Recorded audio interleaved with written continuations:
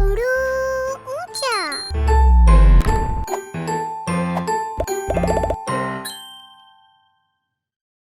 हम इन अल्फाज को सीखेंगे जिनमें से दरमियानी अल्फाज में इस्तेमाल हुआ है। चमचा।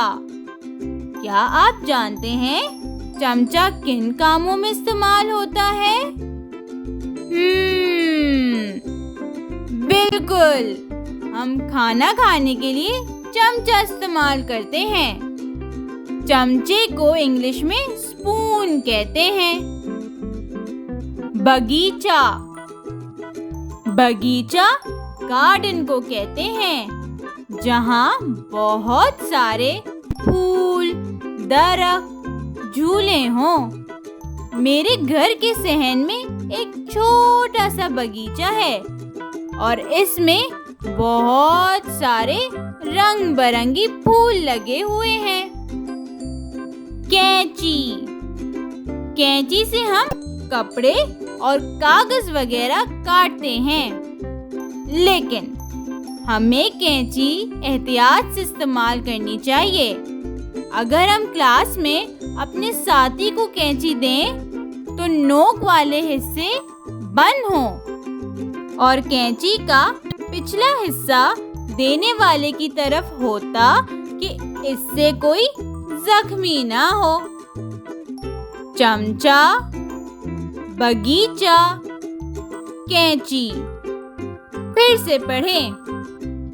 चमचा, बगीचा, कैंची। आप इन तस्वीर को गौर से देखें और बताएं इन अल्फाज में चे कहाँ लिखा है।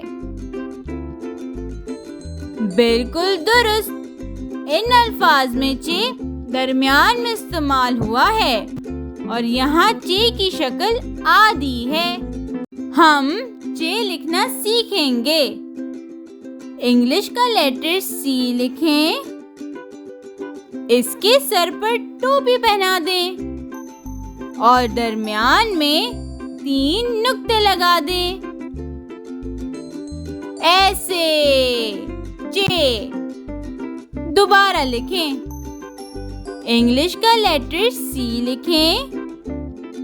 इसके सर पर टोपी पहना दें और दरमियान में 3 नुक्ते लगा दें।